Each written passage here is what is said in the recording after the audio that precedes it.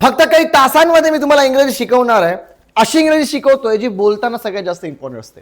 कसं असतं ना भाई, की ना आपल्याला इंग्रजी बोललेली समजते, ठीक आहे, आपल्याला इंग्रजी लिहिलेली समजते, बरोबर, आपल्याला इंग्रजी ऐकलेली समजते, ठीक आहे, आपल्याला इंग्रजी पण सगळ्यात मोठा प्रॉब्लेम कुठे येतो माहिती का, जेव्हा तुम्हाला एक्सप्रेस करायचं असतं, जेव्हा तुम्हाला एलॅबोरेट करायचं असतं ना, तेव्हा तुमची मम्मा पप्पा होते. मग तुम्ही कन्फ्यूज होता की यार कोणत्या ठिकाणी कोणतं ग्रामर टाकायचं, यार कसं बोलू, यार इलॅबोरेटिव्ह आन्सर कसं देऊ, यार लंब कसं, खूप प्रॉब्लेम्स आहेत जेव्हा तुम्ही इंग्रजी बोलायला जाता, बरोबर की नाही. सो आता याचं मेन कारण माहिती, काही असे विद्यार्थी ज्यांना ग्रामर माहीत पण असतं भाई, त्यांना ग्रामर माहीत पण असतं, पण तरी सुद्धा ते बोलू शकत नाही का, कारण इनफ प्रॅक्टिस करत, जे ग्रामर तुम्ही शिकले ना ते तुम्ही अप्लाय करत नाही. आता अप्लाय जर काय करायचं असेल, मी माझ्या ऑनलाईन क्लासेसमध्ये खूप जबरदस्त पद्धतीने अप्लाय करून घेत असतो. मी काय करत असतो, मी त्यांना एक स्टोरी देत असतो, ठीक आहे, मग ते स्टोरी ऐकतात, ठीक आहे, त्यांना काय म्हणत असतो मी, तुम्ही स्टोरी ऐका, ऐकल्यावर काय करा, ऐकल्यावर तुम्ही ते तुमचे जे वर्ड्स आहेत ना ते लिहून घ्या, ठीक आहे, जे मेन वर्ड्स आहेत सॉरी, जे मेन पॉईंट्स आहेत किंवा ठीक आहे, किंवा ज्या मेन गोष्टी, ज्या गोष्टी तुम्हाला समजल्या, मेन व्होकॅब आहे ते तुम्ही लिहून घ्या. मग पोरंही लिहितात, ठीक आहे, आणि मग लिहिल्यानंतर त्याच्याकडे बघून तुम्ही स्टोरी काय ऐकली ते तुम्ही तुमच्या शब्दामध्ये सांगा. जे विद्यार्थी वीक असतात ना त्यांना मी लिहायला लावतो की तुम्ही लिहा मग सांगा, ठीक आहे, पण तुम्हाला एनी हाव सांगावं लागेल, काहीही करून तुम्हाला इंग्रजी बोलायचं आहे. जे ग्रामर तुम्ही शिकले ते अप्लाय करा भाई. तुम्हाला फक्त कसं आहे ना पा, इंग्रजी बोलताना ना तुम्हाला ते जज झालं पाहिजे की यार आपण ग्रामर तर शिकलो, पण आपण आता जे बोलत आहे ना तो टेन्स कोणता आहे, मग त्या टेन्सच्या अकॉर्डिंग तुमचं कन्स्ट्रक्शन डोक्यामध्ये आलं पाहिजे, आणि मग कन्स्ट्रक्शनच्या अकॉर्डिंग तुमचा मेंदू ऑटोमॅटिक ते ट्रान्सलेट करतो. मग तुम्ही म्हणता की सर किती वेळ लागतो सर याला, म्हणजे आमचा मेंदू विचार करल आणि सगळं होईल, हे किती वेळ ना, काही काळजी करायची गरज नाही आहे. एकदा प्रॅक्टिस झाली ना मग it will become so easy for you, your brain will take no time for that. For example, if I am talking front of you, okay, I am talking front of you, so what do you thinking? Is my brain taking so much time to think? No. I mean, if for example, if I want to say something in English, so my brain is thinking that in Marathi, and now thinking the structure of it, and now realizing the tense of it, and now applying the structure, and now I'm speaking. Is that happening? No, this is not happening clearly, right? But when I used to practice English, the same thing used to happen. I used to take so much time. मी खूप वेळ घ्यायचो बोलताना, but now the process has become so fast and now I can speak fluently. That's what is going to happen when you will start practicing. जेव्हा practice करसाल ना तसं होईल. स्टार्टिंगला टाइम लागेल, असं समजू नका की यार खूप वेळ लागतो, अरे लागू द्या, ही प्रोसेस आहे, आणि मग automatically you will become so fluent, right. आता कसं असतं ना, तुम्हाला जर, आणि हां अजून एक गोष्ट, जर का तुम्हाला एक कसं असतं ना, व्हिडिओ पाहून होत नसतं काही, सो तुम्हाला काय करावं लागेल, तुम्हाला एक पर्सनल टच पाहिजे एका टीचरच्या, एका गाईडचा. जोपर्यंत तो भेटत नाही ना, you will not able to speak fluently, बरोबर. सो त्यासाठी मग मी काय करतो, माझे ऑनलाईन क्लासेस आहेत.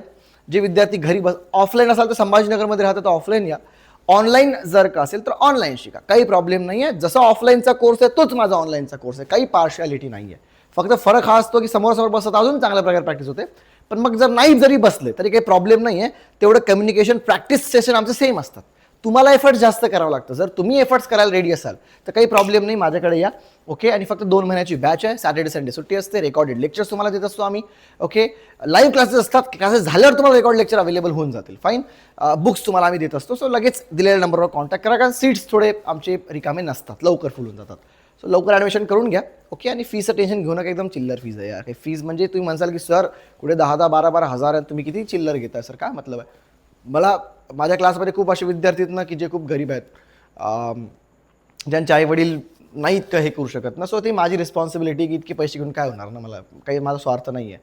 माझे किती पूर्ण कोर्स अख्खाच्या अख्खा टाकून दिला आहे मी त्याच्या ह्याच्यावर, बरोबर ना.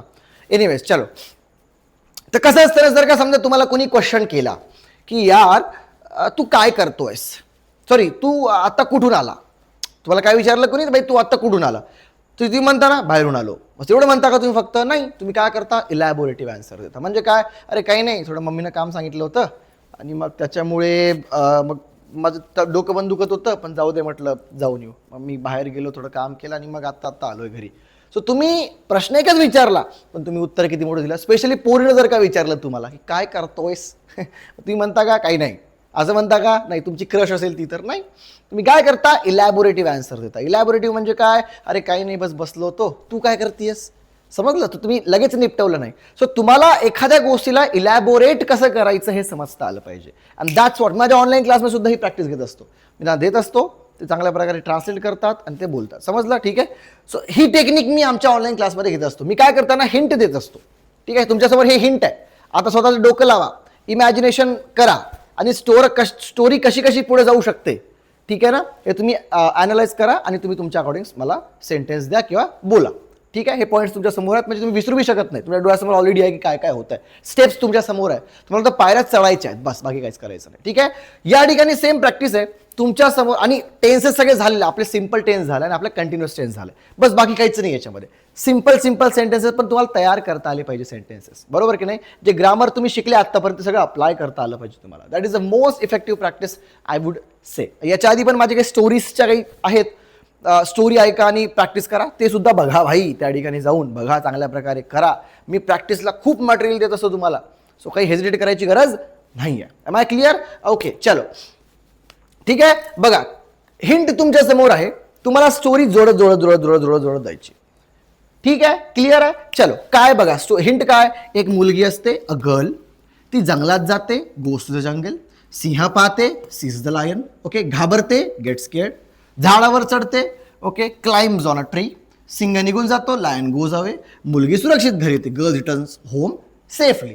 सिंपल आहे. ठीक आहे, आता तुम्हाला याच्यापासून एक स्टोरी तयार करायची. ठीक आहे, याचा स्क्रीनशॉट काढून घ्या जर घ्यायचा असेल तुम्हाला तर. ठीक आहे, आणि पॉज करा, तुम्ही ट्राय करा पहिले, मग मी करतो. ठीक आहे, ओके. आता बघा काय स्टोरी तयार होऊ शकते याच्यातून. ठीक आहे, तुमचं डोकं लावा, इमॅजिनेशन करा, असं असं होऊ शकतं. मग तुमचं ब्रेन काय करेल, जे इमॅजिन केलं ते इंग्लिशमध्ये बोलायचं ट्राय करेल, बनवायचं ट्राय करेल. मी तर स्टार्टिंगला लिहून बघा आणि मग बोला.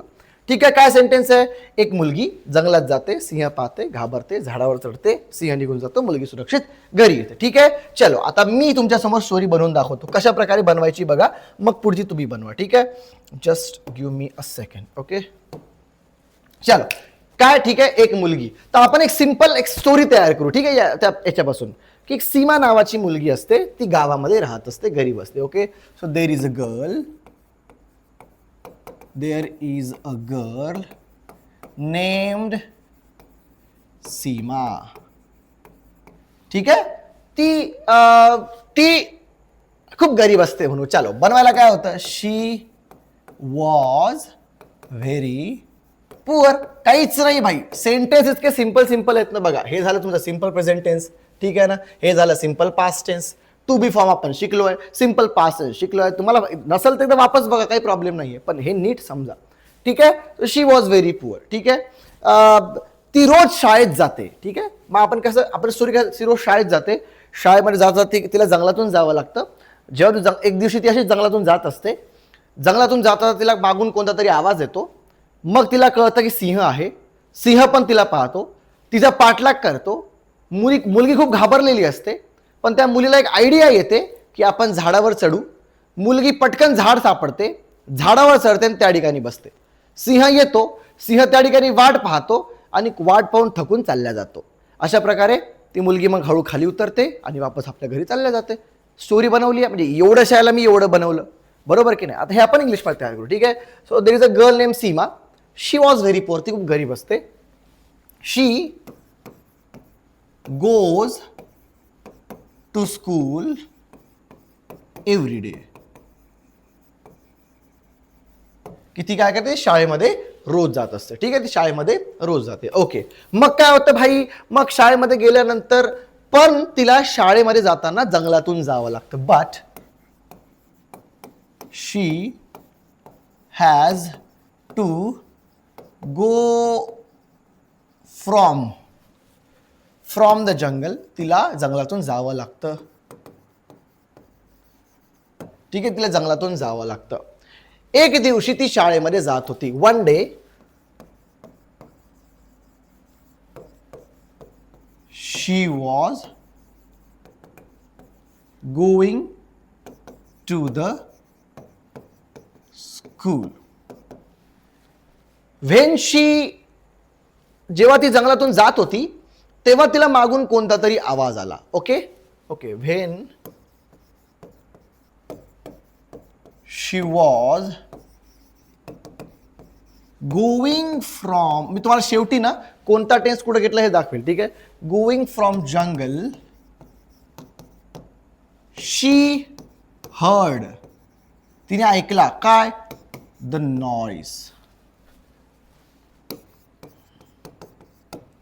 ओके, आणि तिला असं कळालं की एक सिंह माझा पाठलाग करतो. And she realise, and she realised one lion is chasing her.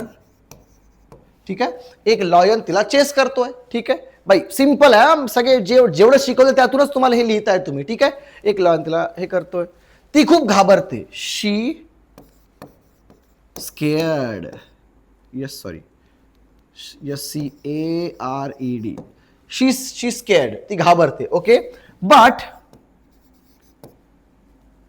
Suddenly एक आयडिया तिच्या डोक्यामध्ये येते. The idea comes in her mind. तिला एक आयडिया तिच्या डोक्यामध्ये येते. मग काय होतं, ती आपल्या आजूबाजूला पाहते. ओके,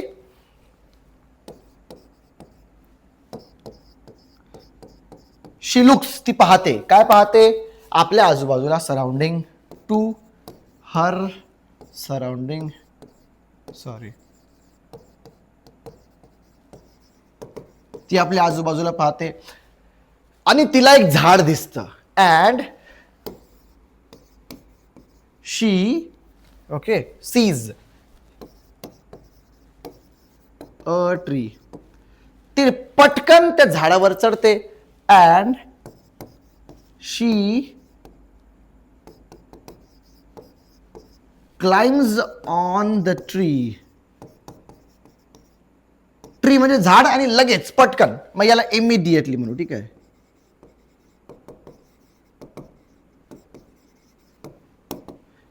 ठीक आहे, इमिडिएटली ती पटकन त्या झाडावर चढते. ओके, मग झाडावर चढल्यावर काय होतं, लॉयन तिला खाण्यासाठी बघत होता. ओके, तर लॉयन वॉज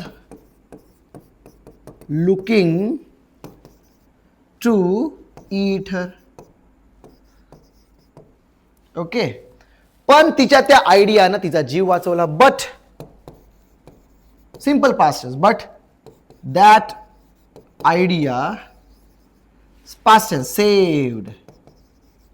सेव्ड काय, सेव्ड हर लाईफ. भाई, जीव वाचवला. ओके, आणि मग वाट पाहून, थोड्या वेळ वाट बघून तो जो सिंह आहे तो चालला जातो. मग काय करणार, after some time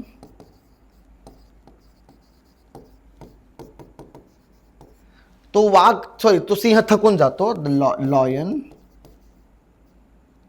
get tired, आणि तो निघून जातो. अँड ही गोज,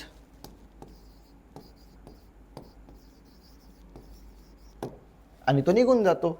आणि मग ती मुलगी खाली उतरते. अँड सीमा कम्स, खाली येते. कुठे, खाली, down. And go to the home. ठीक आहे, बघा सिंपल होतं, पण त्याच्यापासून आपण किती एक मोठी स्टोरी तयार केली. आता अशा प्रकारे तुम्हाला काय करायचंय, तुम्हाला एक स्टोरी तयार करायची.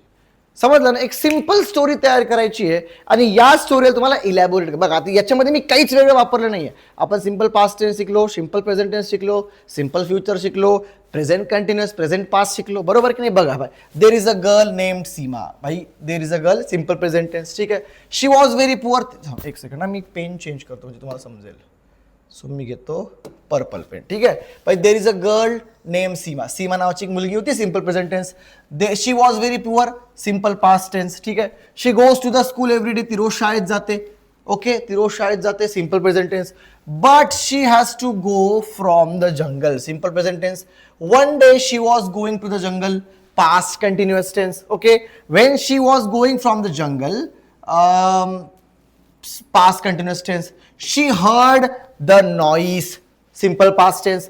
And she realised one lion is chasing her. She realised हा झाला सिम्पल पास्ट आणि वन लॉयन इज नाही सर या ठिकाणी वॉज पाहिजे होतं. ठीक आहे, एक वॉज चेसिंग म्हणजे past continuous tense. She scared ती घाबरली simple past tense. But suddenly अचानक the idea comes in her mind एक आयडियाच्या डोक्यामध्ये येते simple present tense. Okay, she looks to her surrounding. Okay, simple present tense. मग and she sees a tree and she climbs on the tree simple present tense. Okay, ठीक आहे. Lion was looking to eat her. Okay, present continuous tense. But that idea saved her life simple past tense. After some time lion get tired. काय झालं simple past tense. And he goes तो चालला जातो simple present tense. Seema comes down simple present tense and go to the home simple present tense. बस सगळं simple आहे. तुम्ही काय माहिती का, तुम्ही घाबरता सेंटेन्स तयार करायला, काही घाबरायची गरज नाही. एक तुमच्या मनामध्ये स्टोरी तयार करा आणि त्याला ट्रान्सलेट करायची कोशिश करा. सगळ्यात इफेक्टिव्ह सगळ्यात बेस्ट मेथड ही असते. ठीक आहे ना. जर हे समजलं तर मग तुम्हाला काही टेन्शन घ्यायची गरज नाही. तुम्ही इझिली इंग्रजी आता लिहायला लागले, काही काळानंतर बोलचाल. झालं, संपल. ओके, ठीक आहे. तर ही प्रॅक्टिस तुम्हाला करायची आहे. ओके, त्याशिवाय काही होणार नाही. मी तर म्हणजे स्क्रीनशॉट काढून घ्या, पण ठीक आहे. चला, समजलं. तर अशा प्रकारे एक मुलगी वाघ घाबरते, चढते, वाघ चालला जातो, ती घरी जाते. झालं, समजलं. ठीक आहे. आता पुढची स्लाइड बघू. पुढे पण एक सिंपल स्टोरी आहे. मी तर म्हणेल तुम्ही काय करा, तुम्ही एक स्क्रीनशॉट काढा आणि स्क्रीनशॉट काढून सेंटेन्सेस जे आहे तयार करायला सुरुवात करा. काही करायची गरज नाही आहे. सरळ सरळ याचे स्क्रीनशॉट काढून घ्या. सिंपल स्टोरी तुमच्या समोर आहे. एक मुलगा असतो, तो रस्त्यावर चालत असतो, त्याला पाकिट सापडतं, तो उघडतो, पैसे दिसतात, पत्ता पाहतो, मालकाला परत देतो, मालक धन्यवाद देतो. बस सिंपल स्टोरी आहे. ठीक आहे. सिंपल प्रेझेंट टेन्स याच्यामध्ये मोस्ट येईल, सिंपल पास्ट टेन्स याच्यामध्ये मोस्ट येईल, बाकी काहीही येणार नाही. ठीक आहे ना. A boy walking on a road finds a wallet, open it, seems money, find address, return wallet. Okay, owner thanks him. That's it. कामच खतम आहे, कामच खतम आहे. ठीक आहे ना. ओके, तर अशा प्रकारे तुम्हाला सेंटेन्स मेकिंगची प्रॅक्टिस करायची आहे. मी तुम्हाला स्क्रीनशॉट घेऊन घ्या. बघा, मी तर इमेजेस पण दिलेत तुम्हाला. मुलगा जात असतो, वॉलेट सापडतं, पैसे बघतो, पैसे काढतो, पत्ता पाहतो, वापस देऊन देतो. ओके, क्लिअर आहे. चलो भाई आगे चलते, पुढे जाऊया आपण. पुढे काय बघा. ठीक आहे. आता आपण जे आहेत ना खूप इम्पॉर्टंट वर्ड्स बघणार आहोत. वर्ड्स तर ठीक आहे, मी तर म्हणेल इंग्रजीमध्ये एक कन्सेप्ट असते. काय कन्सेप्ट असते इंग्लिशमध्ये? एक कन्सेप्ट असते प्रेपोजिशन नावाची. काय असते? एक मिनिट मी तुम्हाला लिहून देतो. कन्सेप्ट काय असते प्रेपोजिशन. PRPPOSITION प्रेपोजिशन नावाची. प्रेपोजिशन म्हणजे काय? प्रेपोजिशन म्हणजे नाउन प्लस सेंटेन्स, या दोघांना जोडणारा जो वर्ड आहे ना, ठीक आहे, त्याला आपण प्रेपोजिशन म्हणतो. उदाहरणार्थ एक पूर्ण वाक्य तुमच्या समोर मराठीमध्ये देतो की भाई माकड झाडावर आहे. काय सेंटेन्स आहे? माकड झाडावर आहे. सेंटेन्स आहे the monkey. Okay, the monkey is on the tree. ठीक आहे, the monkey is on the tree. The माकड जे आहे ते झाडावर आहे. आता याच्यामध्ये सेंटेन्स बघा. द मंकी इज माकड आहे आणि ऑन द ट्री झाडावर आहे. ठीक आहे, म्हणजे हे झालं तुमचं सेंटेन्स आणि हे झालं तुमचं नाऊन. आता या दोघांना कुणी जोडलं? या दोघांना जोडलं या ऑन शब्दानं. उदाहरणार्थ मी तुमच्याकडे एक्झाम्पल देतो, एक सिंपल एक्झाम्पल मी तुम्हाला देतो. ठीक आहे ना. ओके ओके, ठीक आहे.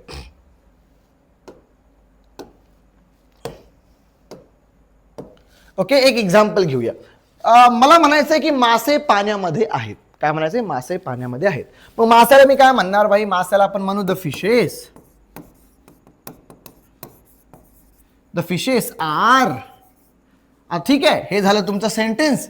ठीक आहे, आणि आता नाऊन कशामध्ये? पाणी. मग पाण्याला म्हणू द वॉटर. आता मला सांगा सेंटेन्स बरोबर आहे का? सेंटेन्स काय तुमच्या समोर? The fishes are the water. बरोबर आहे का सेंटेन्स? नाही. म्हणजे याचा अर्थ काय झाला? फिशेस आर मासे आहेत, द वॉटर पाणी. मासे हे पाणी आहेत. अरे मला पाणी नाही, मला पाण्यावर म्हणायचंय. मग जेव्हा मी हे तुमचं सेंटेन्स झालं आणि जेव्हा हे तुमचं काय म्हणतो आपण, तुमचं हे नाउन झालं, याला जेव्हा आपण जोडतो इनच्या माध्यमातून. मग आता सेंटेन्स आहे the fishes are in the water. की जे फिशेस म्हणजे मासे जे आहेत ते कुठे आहेत? ते पाण्यामध्ये आहेत भाई. सिंपल आहे, कामच खतम आहे. समजलं ना? तर अशा प्रकारे तुम्ही सेंटेन्सेस तयार करू शकता या प्रेपोजिशनच्या माध्यमातून. या प्रेपोजिशनच्या माध्यमातून काही ना काहीतरी अर्थ निघत असतो. मी तुमच्यासमोर खूप असं समजा की खूप महत्वाचे काही प्रेपोजिशन समोर आणलेले आहेत. आय रिक्वेस्ट यू की प्लीज तुम्ही चांगल्या प्रकारे बघा, ओके, चांगल्या प्रकारे समजा आणि मग पुढे चला, कारण खूप खूप खूप इझी आहेत, खूप इझी आहेत. ठीक आहे ना? ओके, तर हे तुम्हाला समजलं असेल की हे जे सेंटेन्सेस आहेत ना, हे काय करतात, हे वाक्य पूर्ण करायला तुमची मदत करतात. सगळ्यात पहिलं तुमचं आहे इन. सगळ्यात पहिलं काय आहे? इन. इन म्हणजे काय? जर का एखादी गोष्ट आतमध्ये, फॉर एक्झाम्पल ही बाउल आहे, ठीक आहे, या बाउलच्या आतमध्ये तुमचा हा सफरचंद आहे, मग कसं म्हणणार भाई? द ऍपल इज, ऍपल म्हणजे सफरचंद आहे कुठे? In the bowl. काय sentence? The apple is in the bowl. अजून आपण एक्झाम्पल तयार करूया, जस्ट होल्ड ऑन. ठीक आहे ना? एक्झाम्पल अजून घेऊया आपण. ठीक आहे, मला म्हणायचंय मुलं शाळेमध्ये आहेत, मग कसं म्हणणार? The boys are. ठीक आहे, आता हे मोस्टली प्रेपोजिशन हे ऑब्जेक्टच्या साईडलाच असतात. एक्झाम्पल सांगतो, boys are in the school. भाई ठीक आहे, boys are in the school. आता हे बॉईज झालं सब्जेक्ट, आर झालं हेल्पिंग वर्ब, हे झालं तुमचं ऑब्जेक्ट. हे झालं सब्जेक्ट, हेल्पिंग वर्ब, ऑब्जेक्ट. समजलं? तर हे जे प्रेपोजिशन असतं ना, हे मोस्टली ऑब्जेक्टलाच येतं. तर वाक्य तयार करताना कधीही प्रेपोजिशन ऑब्जेक्टलाच घ्यायचं, पहिले घ्यायचं नाही. इन द स्कूल म्हणायचं नाही कधीच, ते ऑब्जेक्टला जात असतं शाळेमध्ये. सो तुम्हाला सेंटेन्सला आणि या नावाला जोडायचंय, ऑब्जेक्टला जोडायचंय, त्याच्यामुळे तुम्ही वापर करताय. एक्झाम्पल अजून देतो की she is, okay, going in the gym. काय सेंटेन्स गेला? तर she is going in the gym. बघा, शी हे झालं तुमचं सब्जेक्ट, ठीक आहे, इज गोइंग हे झालं वर्ब, ठीक आहे, आणि जिम हे झालं तुमचं object. Subject, helping verb, object. जेव्हा तुम्ही या सगळ्यांना जोडता ना, तेव्हा ऑब्जेक्टच्या फॉर्ममध्ये जेव्हा शेवटी नाऊन असतं ना, नाऊन, तेव्हा तुम्ही या इनचा वापर करता. समजलं? मला मी मंदिरामध्ये जात आहे, ठीक आहे ना, मी I am going in the temple. समजलं? तर अशा प्रकारे तुम्ही इनचा वापर करू शकता. अजून सेंटेन्स आपण घेऊ. एक एक्झाम्पल तुम्हाला अजून देतो, सिंपल एक्झाम्पल देतो मी तुम्हाला. ओके, सिंपल एक्झाम्पल देतो मी तुम्हाला. म्हटलं की मी मोबाईलमध्ये व्हिडिओ रेकॉर्ड करत आहे. सो मग मोबाईलमध्ये, आता मी व्हिडिओ मोबाईलमध्ये रेकॉर्ड करत आहे, मग हा टेन्स झाला तुमचा प्रेझेंट कंटिन्यूअस झाला. मग कसं म्हणणार? सो आय, सब्जेक्ट काय? मी, I am recording the video. कशामध्ये? मग शेवटी घ्या मोबाईल मध्ये. मग मध्ये, तर मोबाईलच्या आधी तुम्हाला इन घ्यायचं, इन द मोबाईल. हे प्रत्येक प्रेपोजिशनच्या वेळेस लक्षात ठेवा. मग ऑन जरी असलं तरी ते ऑब्जेक्टच्या याच्याच येणार, पहिले घ्यायचं नाही. ठीक आहे ना? पहिले घ्याल तर काही प्रॉब्लेम नाहीये, पण ते अप्रोप्रिएट नाहीये ग्रामॅटिकली. समजलं? तुम्हाला ऑब्जेक्टच्या साईडलाच तुम्हाला घ्यावं लागेल. So I am recording the video in the mobile. हे झालं तुमचं सब्जेक्ट, हे झालं हेल्पिंग वर्ब, हे झालं वर्ब, आणि हे झालं तुमचं ऑब्जेक्ट. तर ऑब्जेक्ट मला कनेक्ट करताना तुम्ही इनचा वापर केला. समजलं? तर जेव्हा एखादी गोष्ट तुम्हाला मध्ये, आत म्हणायचं असतं ना, तेव्हा तुम्हाला इनचा वापर करायला पाहिजे. ठीक आहे? ठीक आहे, चलो नेक्स्ट कोणतं आहे आपलं? नेक्स्ट आहे आपलं ऑन. ऑन म्हणजे काय? ऑन म्हणजे वर. बाई एखादी गोष्ट वर आहे, एखादी गोष्ट, आता फॉर एक्झाम्पल हा टेबल आहे, ठीक आहे, या टेबलच्या वर सरफेसला लागून पुस्तक आहे. मग कसं म्हणचाल? The book is on the table. ठीक आहे, टेबलच्या वर, टेबलच्या वर. समजलं? तेव्हा तुम्ही ऑनचा वापर करता. क्लिअर आहे? सिंपल आहे, काही टेन्शन घ्यायची गरज नाहीये. Okay, the book is on the table. अजून एक्झाम्पल तयार करा. बाई माकडे झाडावर आहेत, मग कसं म्हणणार? The monkey is on the tree. ठीक आहे, ऑन झालं या ठिकाणी तुमचं प्रेपोजिशन. झाडावर, माकडं झाडावर. समजलं? तर तुम्हाला ऑब्जेक्ट जेव्हा तुम्ही घेत असता तेव्हा तुमचे मोस्टली येत असतं ऑन. समजलं? नेक्स्ट बघा, नेक्स्ट आहे तुमचं ऍट. ऍट म्हणजे येथे किंवा या ठिकाणी. बाई मी बस स्टॉप वर. आता तुम्हाला सर ऑन लावलं काय प्रॉब्लेम बस स्टॉप वर? पण नाही. जर तुम्हाला फॉर एक्झाम्पल जर तुम्हाला एखादं लोकेशन हायलाइट करायचं असेल, ठीक आहे, आता फॉर एक्झाम्पल तुम्ही आहे मुंबईमध्ये, ठीक आहे, ओके, आणि तुमच्या मित्रानं तुम्हाला कॉल लावला, ठीक आहे, एक कॉल लावला तुम्हाला, ओके, आणि तो आहे संभाजीनगरमध्ये. ठीक आहे. आणि यानं तुम्हाला विचारलं भाई कुठे आहेस, याला काही घेणं नाही, यानं जनरल तुम्हाला विचारलं कुठे आहेस, मग तुम्ही काय म्हणसाल, यार आय एम ॲट संभाजीनगर. ठीक आहे ना. तर यानं काय केलं, जर मला फक्त लोकेशन हायलाइट करायची असेल तर मी ॲट वापरणार. ठीक आहे. ॲट आपण कुठे वापरतो, जर का एखादं लोकेशन असेल ते हायलाइट करायचं असेल. मी बस स्टॉपवर आहे तर I am at bus stop म्हणा. मी दुकानावर आहे तर I am at the shop म्हणा. पण कुणीतरी दुकानाच्या बाहेर उभा आहे आणि भाई तू तर मला दिसत नाहीयेस, तू कुठे दुकानावर तर नाहीयेस तू. अरे मी दुकानाच्या आत आहे, तेव्हा तुम्ही इन म्हणा, I am in the shop म्हणा. पण तुम्ही दुकान जर तुम्हाला हायलाइट करायचं असेल, ठीक आहे, बस स्टँड, दुकान असं असेल तर त्या ठिकाणी तुम्हाला ॲटचा वापर करायचा आहे. सो 4 ठिकाणी जर का तुम्हाला यूज करायचा असेल तेव्हा ॲटचा वापर करता. अजून एक गोष्ट लक्षात ठेवा, ॲटचा वापर अजून कुठे करता,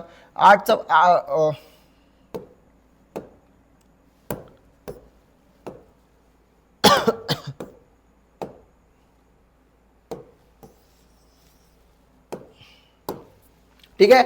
ॲटचा वापर कुठे करता, सो ॲटचा वापर होतो जर का एक्झॅक्ट टाइम सांगायला.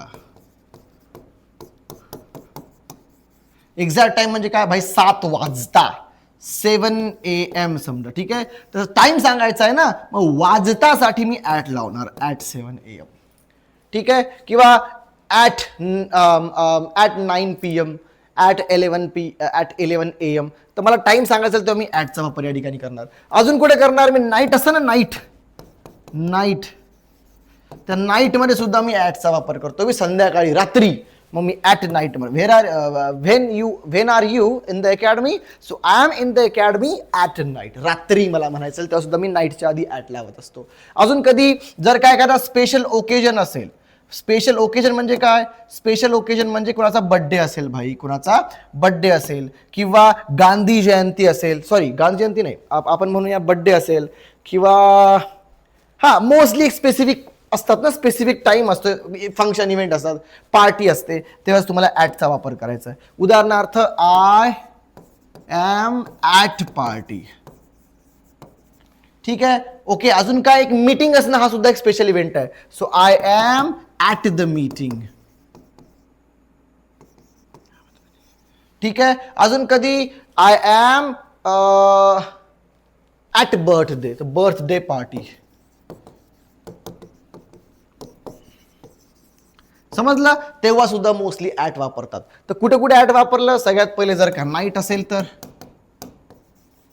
ठीक आहे, लोकेशन असेल तर, ठीक आहे. अजून कुठे वापरलं ॲट आपण, अजून ॲट वापरलं, ओके, अजून ॲट कुठे वापरलं, स्पेसिफिक फंक्शन असेल तर, ठीक आहे ना, नाईट असेल तर नाईट, तेव्हा सुद्धा, किंवा एक्झॅक्ट टाइम असेल तर, ठीक आहे, या ठिकाणी आपण ॲटचा वापर केला. आय होप समजलं असेल तुम्हाला. ठीक आहे. ॲटचा वापर आपण कधी कधी केला. ओके.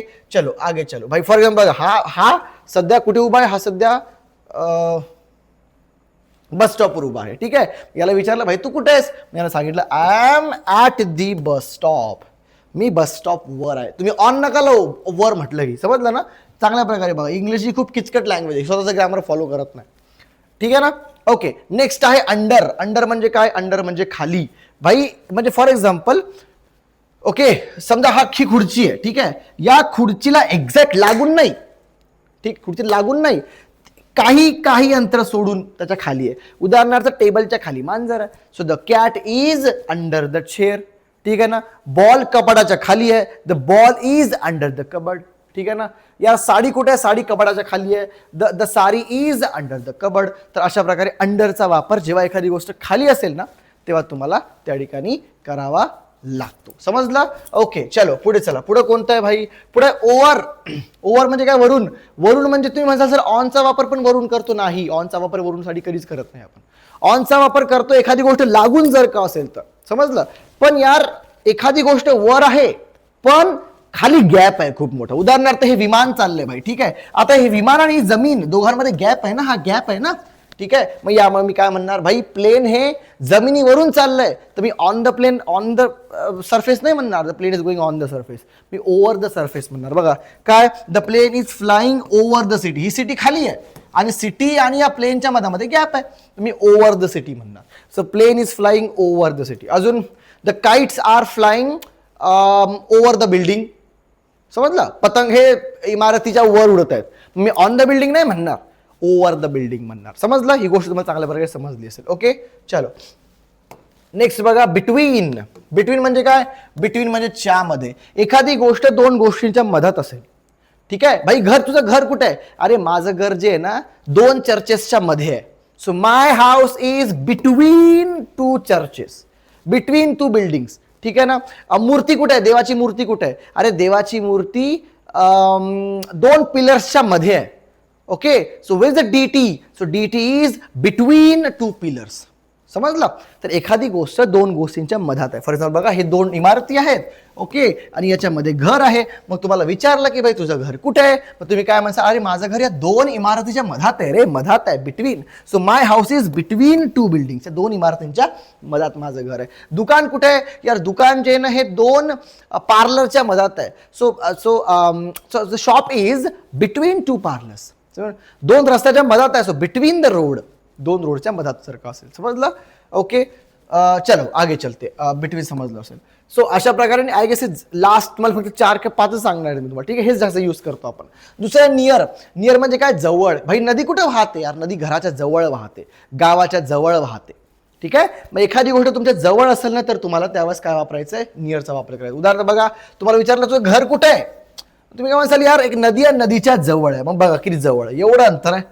ठीक आहे ना. मग जवळ जर का, my house is near the river. ठीक आहे, my house is near the river. समजलं. तुम्हाला विचारलं यार मोबाईल कोणाकडे आहे? तो मोबाईल माझ्याकडे आहे. So mobile is near me.